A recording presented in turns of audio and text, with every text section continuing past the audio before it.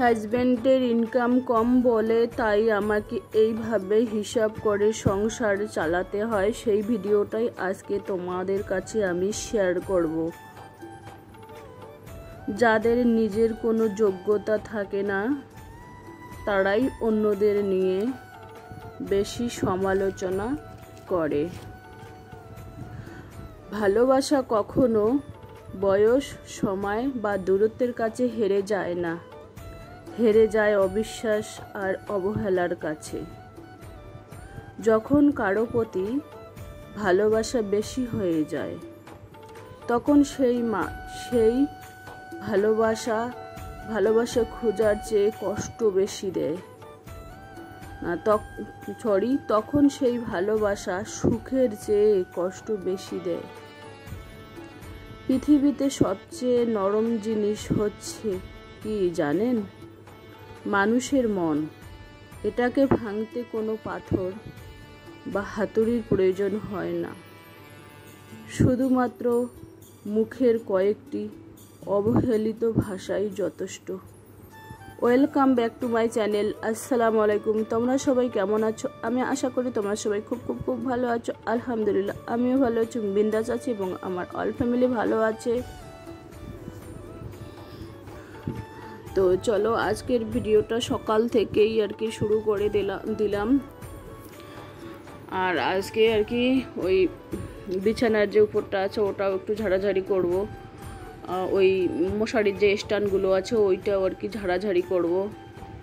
আর জানালা কিন্তু আমি আজকেও খুলি নেই। জ্বালানা আর কি দিনে রাতে আমি একবেলাও খুলি না। জ্বালানার পরিস্থিতি খুবই খারাপ, এর আগের ভিডিওতে আমি বলেছিলাম। আর এতগুলো বালিশ বিছানায়, মেয়ে কি বলে জানো, তুমি কি বালিশের দোকান দিয়েছো? এতগুলো বালিশ নিয়ে ঘুমাও রাতে? মানে টোটালে 8টা বালিশ কিন্তু এখানে আছে। তো আমার আবার কি জানেন, বালিশ আবার মশারির চারপাশে না দিলে ঘুম আসে না, অভ্যাস হয়ে গেছে আর কি আমার। সেই জন্য আমি কি বালিশগুলো ছাড়তে পারিনি। এই বালিশগুলো কিন্তু আমি আমার আব্বার দোকান থেকেই নিয়েছি। ওনার কিন্তু ল্যাব তোষক আর বালিশেরই দোকান আছে আমার আব্বার। আর বৃষ্টি চলছে, প্রচুর পরিমাণে বৃষ্টি চলছে। কি বলবো, বৃষ্টির কথা বলে লাভ নেই। আরও 4-5 দিন নাকি বৃষ্টি থাকবে আর কি।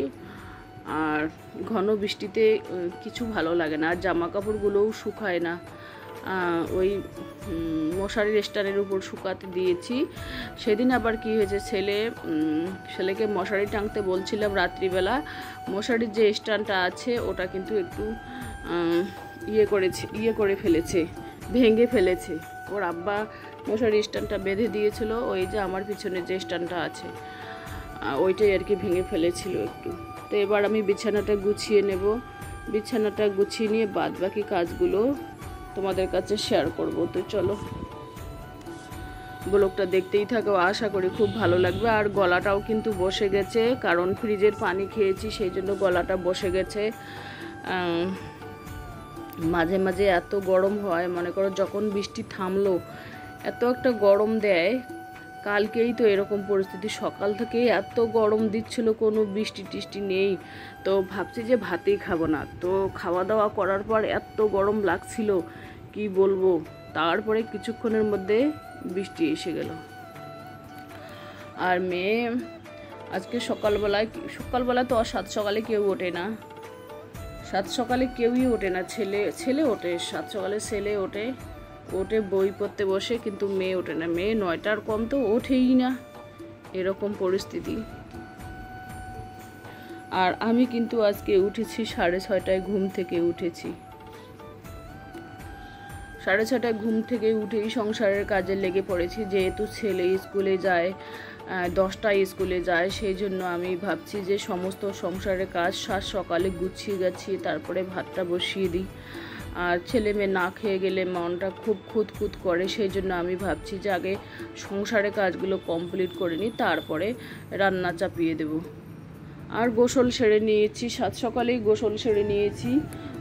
আমার কিন্তু আমি কিন্তু কলতলা ঝাড়ু দিয়ে, মুরগিদের খাবার দিয়ে, বাথরুমটা সাফ করেই, সকালবেলা নাইটি পরেই গোসলটা সেরে নিয়ে তারপরে উপরে আসি। এসে বাদবাকি কাজ করি। বাসনটাও মেজে নেই নিচে, তোমাদের কাছে শেয়ার করা হয় না। বাসনটাও আমি সাত সকালে মেজে নিই, তারপরে ওই রুমের কাজগুলোই তোমাদের কাছে শেয়ার করি।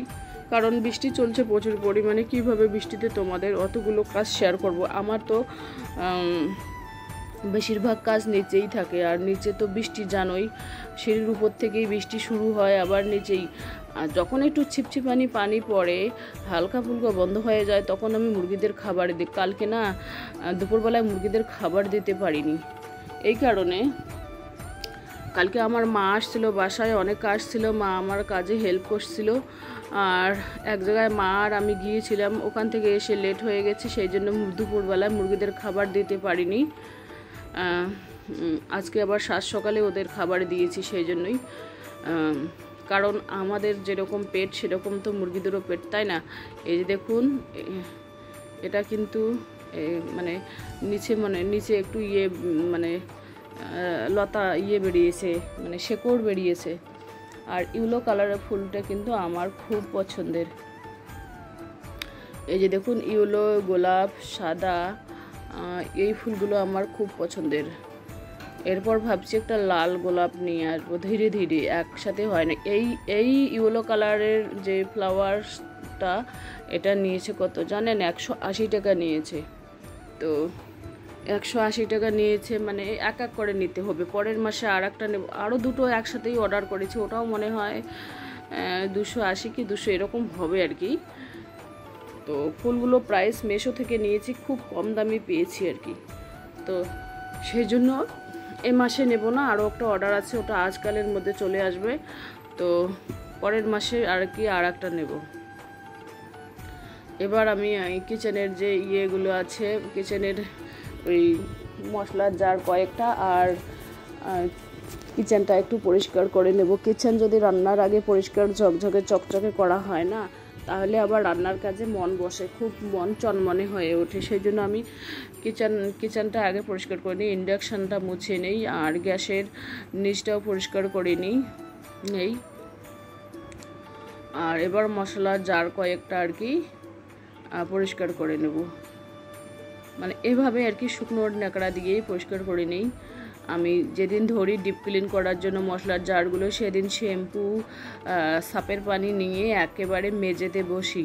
পিঁড়ি নিয়ে মেজেতে বসার পর একেবারে একটা শুকনো ন্যাকড়া নিয়ে বসি, আর একটা ভেজা ন্যাকড়া নিয়ে বসে একেবারে ডিপ ক্লিন করে ফেলি। ভেজা ন্যাকড়া দিয়ে আগে মুছি, তারপরে শুকনো ন্যাকড়া দিই। এবার আমি কাঠের ফার্নিচারের আলমারিটা মুছে নেব। এই যে দেখুন,